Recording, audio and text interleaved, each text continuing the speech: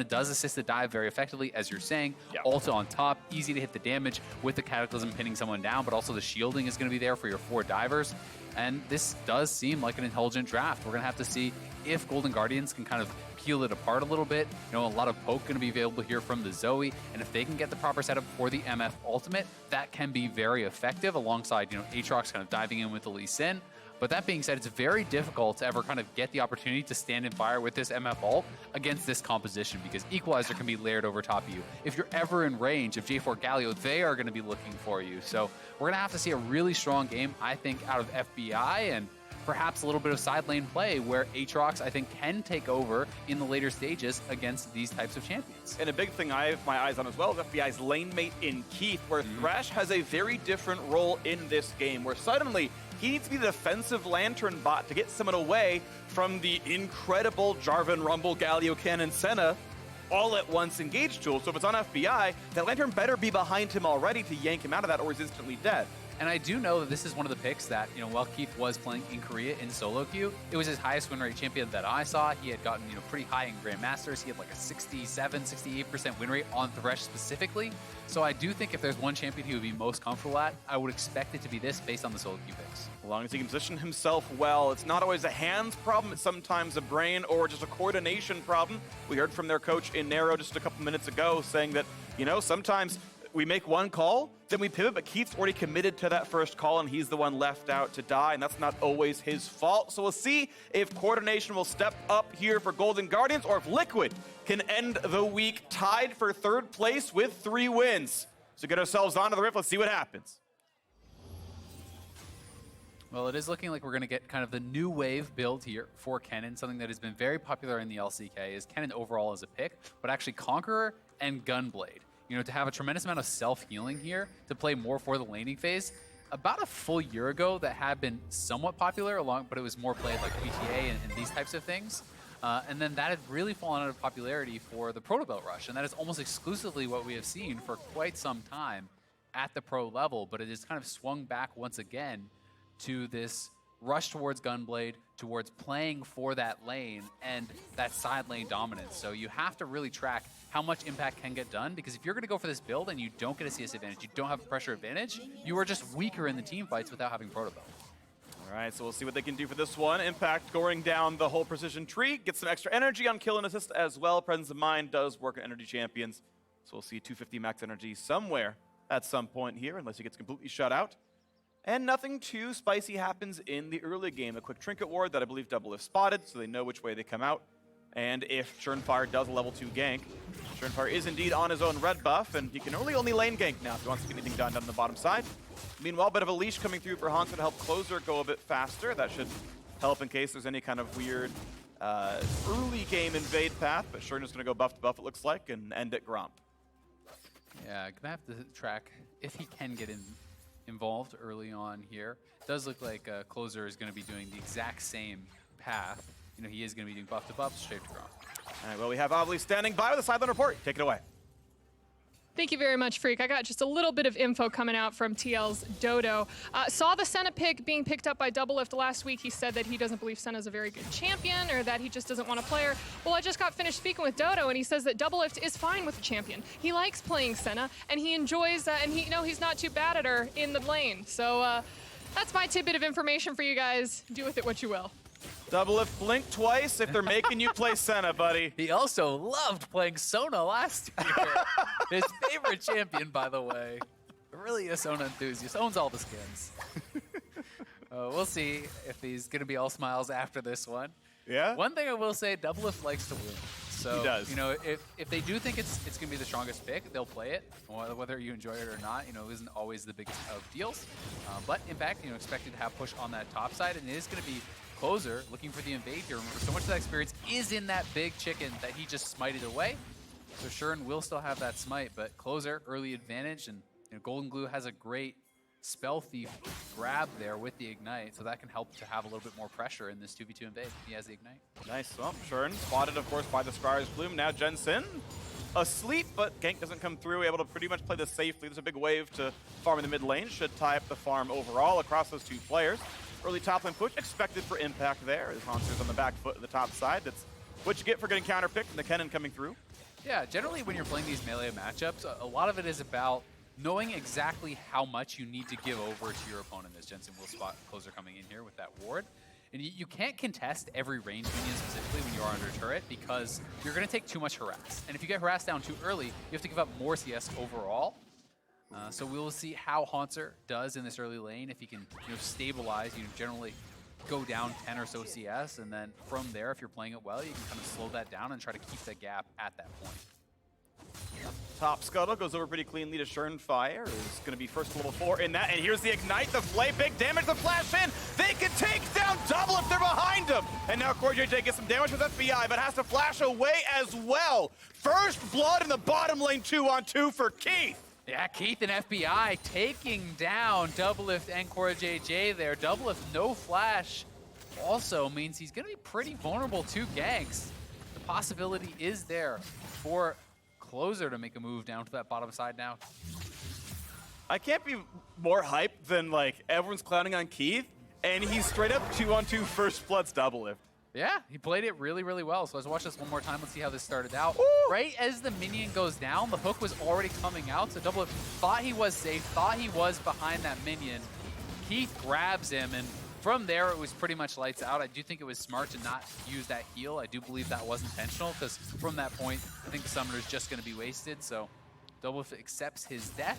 Only positive for TL side is that the first blood went to Keith instead of to FBI. Sure. So the itemization, is not as bad as it could be between those two marksmen. It's still a pretty big deal, though. Extra Dorans and extra longsword on top. So expect that bottom lane to be heavily in Golden Guardian's favor for the next couple minutes at least.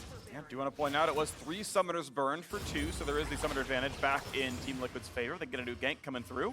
Crucially, FBI himself has the flash, but of course Keith does not.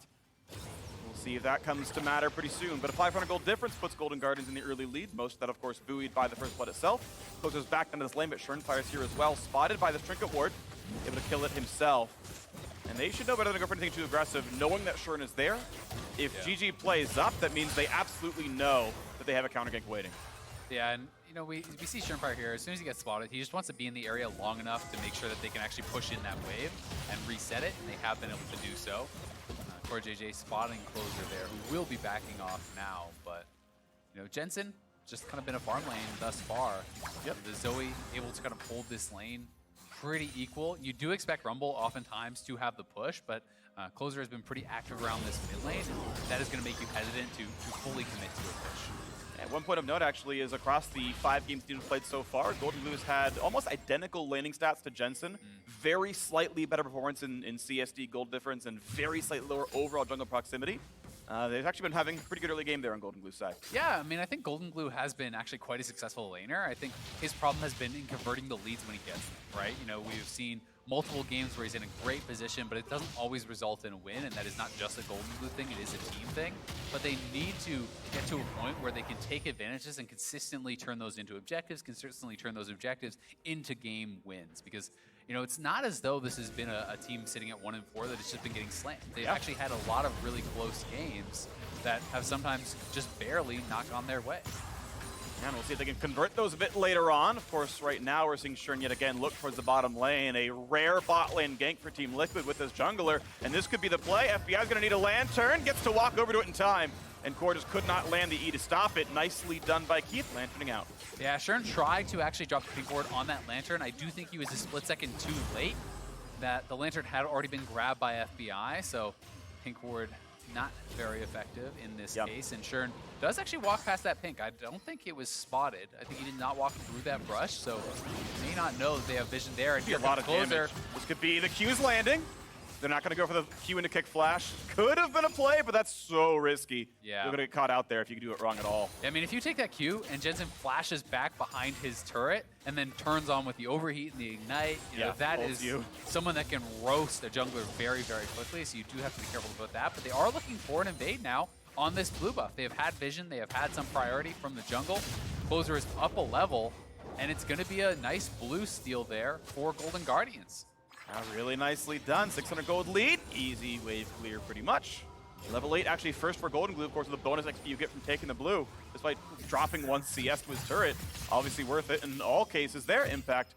Throw him back to the lane, and we check in on top lane, and it's well, it's actually going to be maybe dangerous. Nah, it's going to push back away. It's going to push back towards Hauntzer without much issue, but still going to be a 10 or so CS difference here. Yeah, and that's about what's expected. I think both players are playing it, pretty well.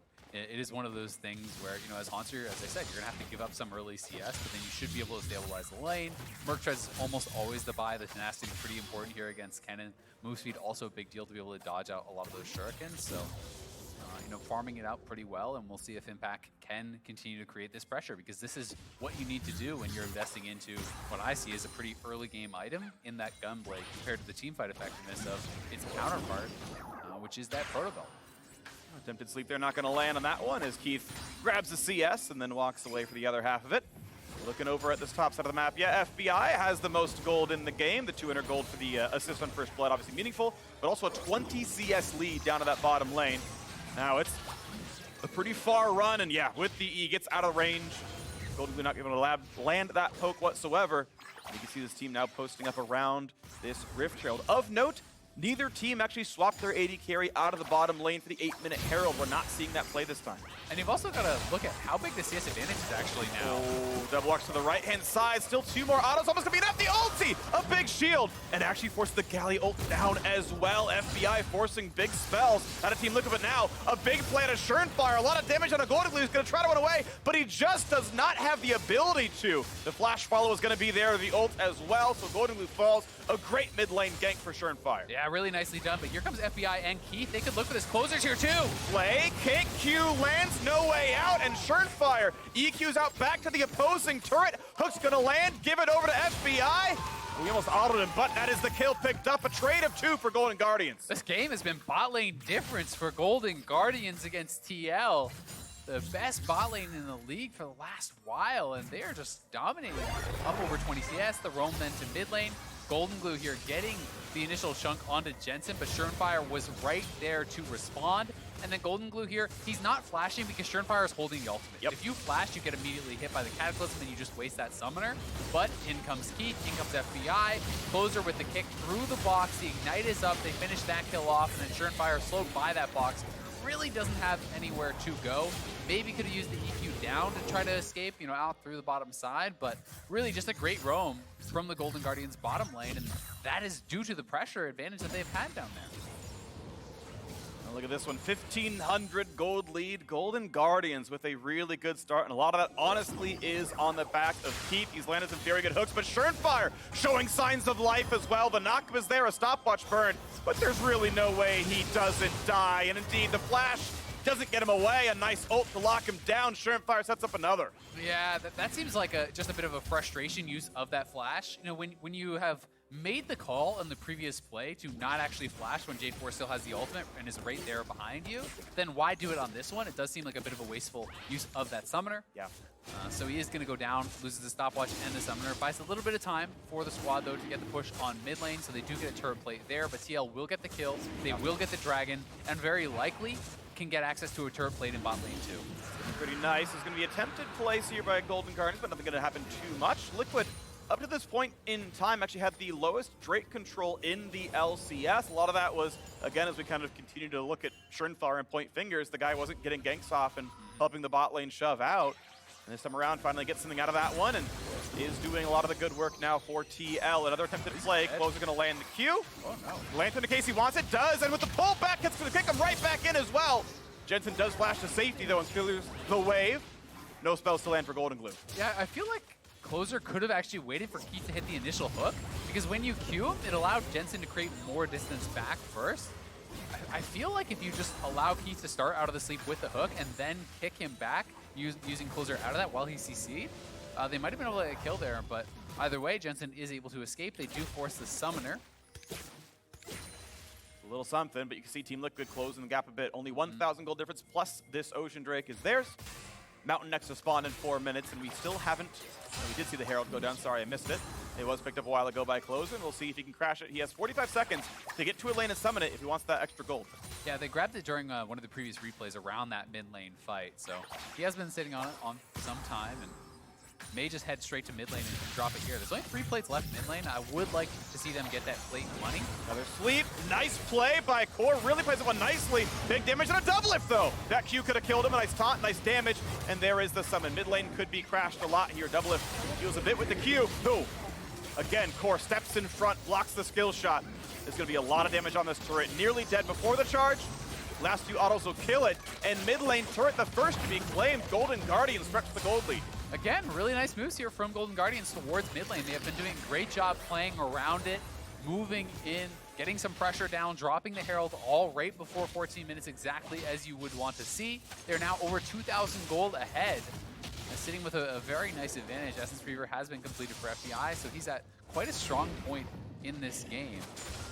Going to be interested to see if he does go for kind of the heavy AD build right towards an IE second, just using this dagger for the Berserker Greaves. That is a build I'm a very big fan of. Me too. You know, I think having the heavy AD for the kind of spell casting part of the kit is very, very valuable. It allows you to get really effective ultimates, and you know, with the amount of attack speed you can actually get from your W, you don't necessarily need to rush towards a Zeal completion. Take stock of this game once again. Fire clears away a couple of wards, but can't get all of them. Check to see if anything's up in that brush. Nothing is. Chickens respawning the top side of the map, same for the bottom. And we'll see the farm game continue. Right now, though, Closer actually up several camps over Shern. Shern himself, though, of course, has gotten a couple of good ganks off, and you can't malign him for this one. 2,000 gold difference as GoldenGlue leads the way to the bottom side of the map. Misses some minions. It's okay, it happens once in a while. I'll give you a pass. They're sneaky like that.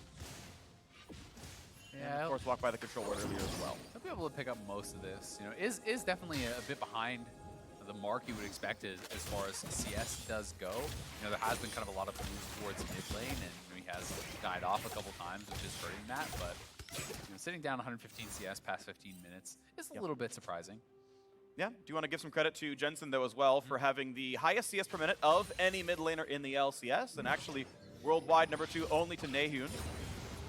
Doing pretty well for himself, and GoldenGlue suddenly is on the wrong side of this one. There is no way out for members. Press R to secure that kill.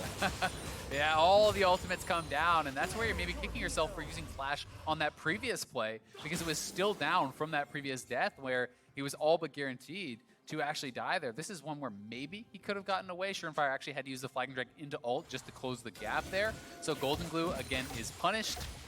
They are getting kind of catches on him consistently, and he's got to be careful about this, because that has really been the only place that TL is finding action. You know, every kill has been on GoldenGlue. Good sidestep. Doublelift uses heal for the move speed, jukes upwards, and that is not what Closer predicted, so good fancy feet there, prevents the kill. Nicely done. It is interesting to actually take a little check-in here on CoreJJ's build. He's gone Swifty Boots. He's also working towards what appears to be perhaps a redemption.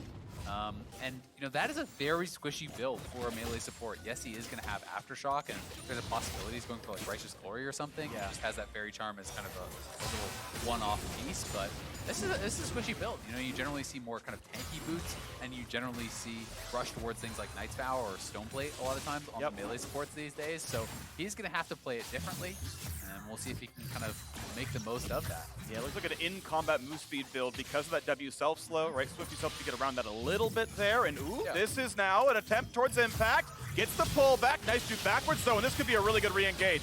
Good damage back from Hauntzer. Impact forced to mostly just wave clear. Other Q's going to land. Health bars favoring Team Liquid as Hauntzer tries to wave clear. Yeah, Impact's got to be a little bit scared though. He knows Closer was up there. He was spotted on ward. That's what prompted the initial retreat. He also knows that a lot of members are missing off the map, so you can kind of intuit that they are doing the rift, and that is why they're actually just going to be going for this trade, taking the Dragons themselves. Golden Guardians prioritizing what should get them the additional gold right now, where TL are just kind of starting that slow move towards Dragon stacking. And I think it's a smart way to play for both sides. Golden Guardians do want the early advantage. They want to extend their lead, where TL, you know, they're looking for 5v5. They're looking for AoE team fights. And one of the best ways to get that is to actually force your opponents to answer you at an objective. One of the best ways to do that is to be stacking towards Dragon, so where your opponents have to answer you. So I think both teams making intelligent choices. Well, Team Liquid feeling pretty comfortable about them at this point in time, despite the fact they're still down 1,000 gold. They've got those 2 Drake buffs, and as you mentioned, the eventuality of the Dragon's Soul that is going to force Golden Guardian's hands, and we haven't seen them do anything else but get kills off of Thresh plays. One thing we'll also point out, Kennen, one of the best users of Cloud Soul. The ultimate, where you get the big burst of move speed when you do actually use that ult, plus the flat 10% move speed, makes it so much easier to access backline on Kennen. You don't always need this perfect flank now. There's actually times where he can just straight up run straight at him, gunblade a carry, and ult onto their face. The amount of move speed it does give you can be pretty surprising. Checking in on individual gold, talking about the items people are completing. You've got a 2,000 gold in the bot lane for one side and a 1,000 gold in the mid lane for the other, is the general way of putting it down. And it means that Jensen is kind of the one to watch for. Of course, we know Impact's going to have value off the ulti as well, but that setup is what I'm looking for. And one of the concerning things when you're playing double AP solos and your AD is behind is that they can start to get a lot of value out of MR purchases, right? You know, that's mitigated somewhat by this kind of Black Cleaver Warrior Jarvan build, and that's going to be that second source. But, you know, if I'm on Golden Guardians, I'm definitely considering things like the Hex Shrinker and some of these types of more defensive itemizations, which I think are going to be very, very important against Galio, against Rumble, and against Impact's Kennen. Yep, it's going to look like it's time soon for Golden Guardians to contest Drake. 3 minutes to go. Cloud Drake's honestly pretty good for a ulti-focused team as well. When you're focusing really hard on hitting those buttons back again, well, it turns out 20% off that cooldown. If TL can get the next 2, it's going to feel really good for their team comp, and we'll see if that does come to fruition. Yeah, I mean, when you're looking at that flat percentage, it's such a big deal on some of these long ultimate cooldowns. It's a 3-minute cooldown, 180 seconds right now for CoreJJ on that heroic entrance. So, you know, that is something where you're going to get a ton of value out of it. And as you say, you know, they want to fight around ults. When you have them up more, you're going to have more ability to actually look for plays and to be proactive. Core feels safe to go for this ward kill, and he's indeed going to knock down Keith's control ward. Money down the drain. Big power spikes, though, are in. We're seeing the build towards what seems to be the redemption, right? It's that lone cloth armor just kind of chilling there, but it's redemption coming through for Core to add more AoE damage. You know, it's true damage on the top, so when everyone else dunks in, you help as well. But the power spikes, I really like them a lot on the Golden Guardian side. You just finished GLP. IE plus Essence Reaver is way better than an unfinished Muramana, when it's still halfway to transform. Stone Plate, right, first. Okay, well, there's Redemption, so now it does tie it up, but Stone Plate was going to be better than Redemption. One of the interesting things about Redemption, as I'm kind of thinking about more some of the logic behind this purchase, is that you are expecting, you know, 4 of the TL members to be heavily stacked and diving, right? So you're getting so many people grouped up where you should be dropping this. You can drop it offensively, as you were kind of alluding to as well, and maybe get some of the damage, but also get a 4-man heal potentially that could be pretty reliable when you have everyone who's going to be funneling towards this Cataclysm and this Galio ult. Yeah, I think it's going to look really nice. Looking as time moves on, as FBI can wave clear. Double gets a couple of pokes down on the turret, and we're only 85 seconds away from this Cloud Drake spawning. That's, to me, where the first big team fight happens, and the problem is, of course, for Golden Guardians, Team Liquid would love a pretty direct team fight here. You can see, though, both sides have basically every single summoner available, so, you know, there's not necessarily that easy pick over onto FBI. He has tons, he has flash. You know, that can make him much more difficult to actually lock down and get a hold of. Good look right there. Gets the slow into Keith and Closer. Wave clear on both sides, and FBI, yeah, goes ahead and walks up. Says, I'll battle you, DoubleLift. Decent enough job of that. 45 seconds now. There's basically 2 more wood waves to clear, and then that bottom river is going to light up with action. Yeah, it's getting right to it. People have got to get ready for that move. Impact's still up on that top side. I'm wondering if he's just going to try to be getting damage down on the turret and actually use his TP to join the fight, because he has not yet made a move down towards that Dragon Pit. And there's not really a ton of time to actually do so yet. You know, TL doesn't really have very much vision in this area. You know, they have one lone ward, but really past this point on the map, they haven't gotten much, right? This is all Golden Guardians here. So it could actually be TL just seeding the dragon as we see Impact continuing to push forward. He did take down that top lane tier 1. And we've had Hauntzer just recall to get to the top of the site now as well. Both teleports available. We'll see if they join. Once again, Core ease backwards and gets out of range of all the poke, but now the Cloud Drake is alive. And right now, the river belongs to Golden Guardians. That can easily change, of course. GoldenGlue, nice poke out from DoubleLift. They got to be careful. The root's going to land on a closer, and he could be the target. Kicks back, finds the knockup. Bullet time forcing the flash away from DoubleLift. bullet time is a meaningful quota. The only great team fight ult the Golden Guardians has. Here's the play in, and look at the damage of a Keith forces a flash away. And here comes Impact. Finds a single kill, redemption from the top as well. Poke a little bit out from Golden Guardians, but that is a kill for nothing, and that should mean control for Team Liquid. Yeah, I definitely think it will, and they still have J4 Galio ultimates, and now FBI has no sum. So if you step forward, you are going to get locked down by this Jarvan Galio combo. So I think you cannot contest this whatsoever without those summoners on FBI. And TL used just enough because they kept those key ults. Really beautiful stuff right there. Team Liquid grab Drake number 3. They'll trade a top turret for, but that seems just fine for them. Gold still 1,400 apart, but the Drake buffs are adding up to, you know, what essentially amounts to combat stats anyway. You pay gold for cooldown reduction. What's more important here than ulti?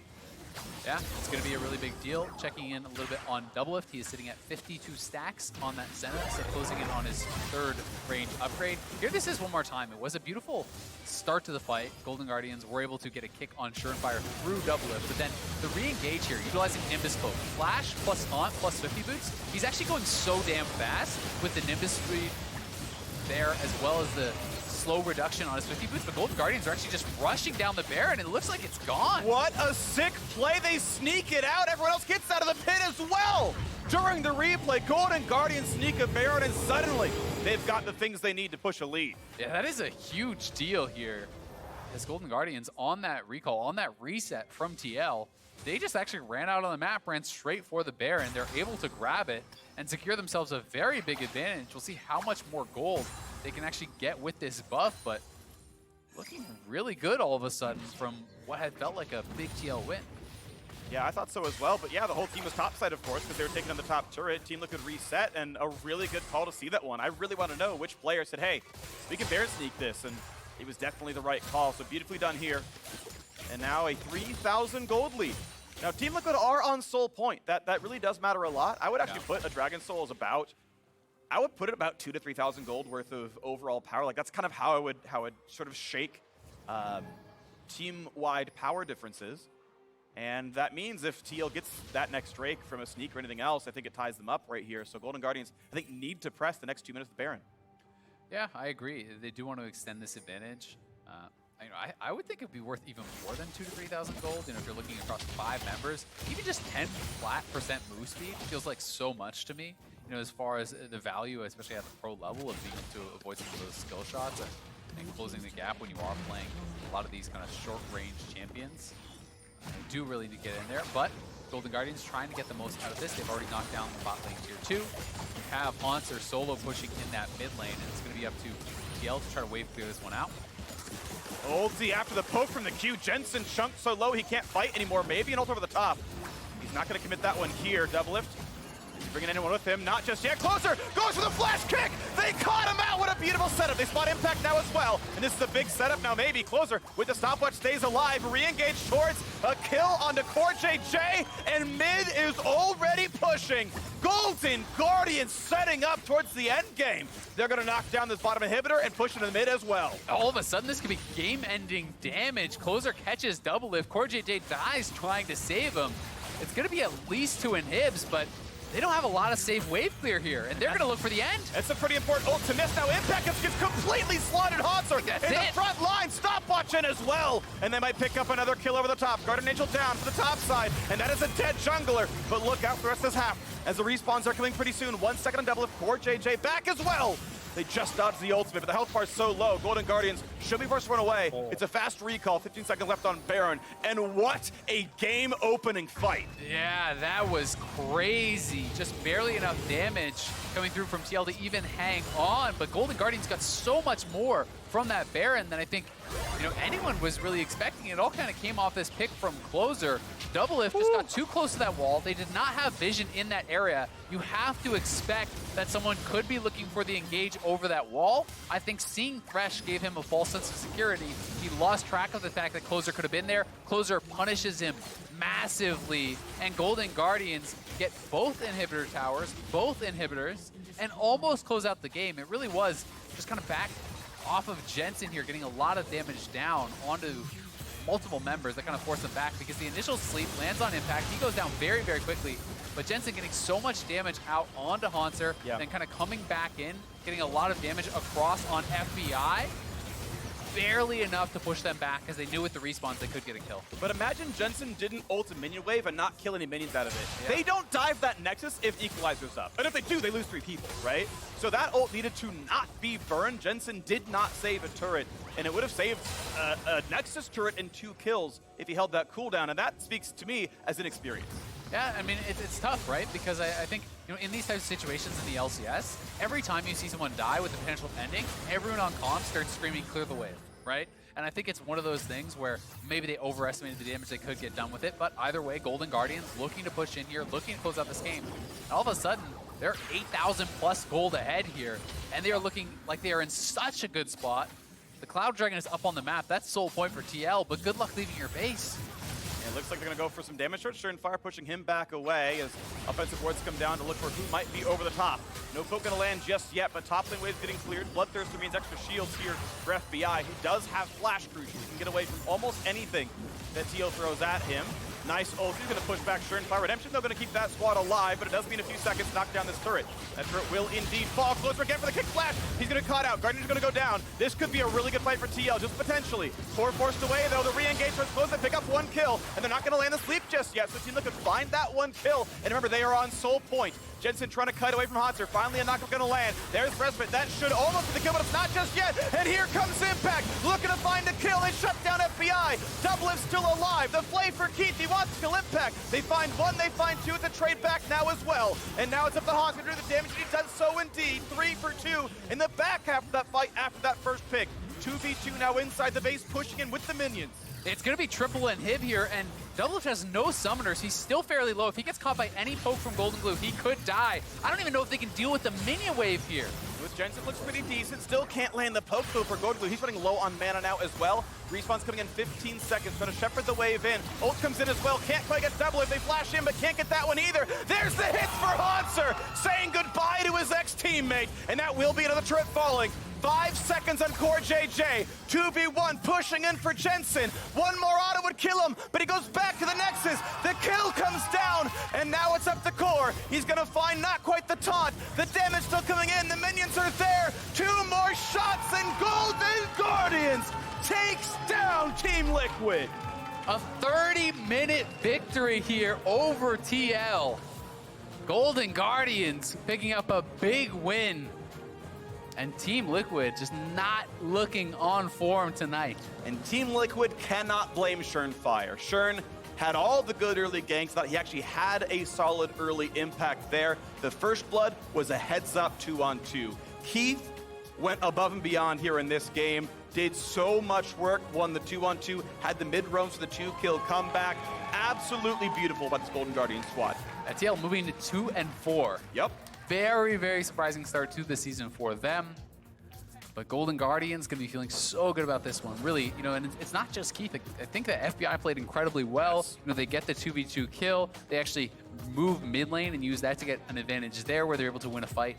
And Closer, I think, played a hell of a game. Yes. Getting multiple key kicks. Yep. You know, that 1 kick on DoubleLift in the base, that was kind of the key moment of the game where that could have just been some pressure on inhibitor turret and turned into what eventually was the game-ending play, losing 2 inhibitors, not being able to keep up with wave clear.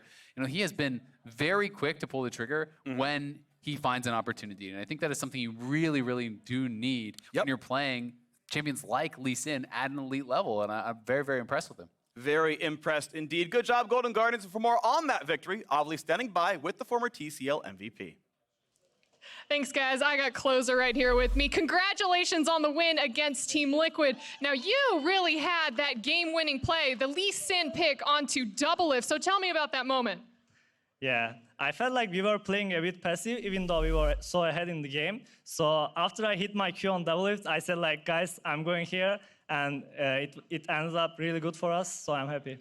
Yeah, I'm sure your entire team and all the fans were incredibly happy about that pick. But let's talk about Golden Guardians as a whole really fast, because picking up the 2nd win, bit of a slow start to the team. So is the team still getting used to each other right now? Like I said, we are just trying to right now to stabilize our gameplay, because like we are playing completely different in scrims. I know it's like classic, but like we were really aggressive in scrims. Then in stage we are like, oh, can we do this? Like, what if we do this? So we are just trying to play more aggressive in stage and get used to stage. I'm pretty sure when we get used to stage, it will be better for us. So do you think it's a confidence thing or just stage nerves? Yeah, I think so. All right, we'll figure out how to shake those off. But again, 1-1 weekend for Golden Guardians. Yesterday, loss against TSM and your buddy Broken Blade. So tell me, what were you feeling when he ended up blowing up your Nexus? It's always bad to lose a friend because he'll keep joking all year. So yeah, I'm looking for a rematch. I hope I can win the next rematch. Anything you want to say to him? Free match is a couple weeks away, but anything you want to say leading up to that game? This time I will show him my Kiana. And we will see. All right, BB, he just called you out right there. But Closer, once again, congratulations on your game. That's it for us here. Back to you guys at the State Farm Analytics.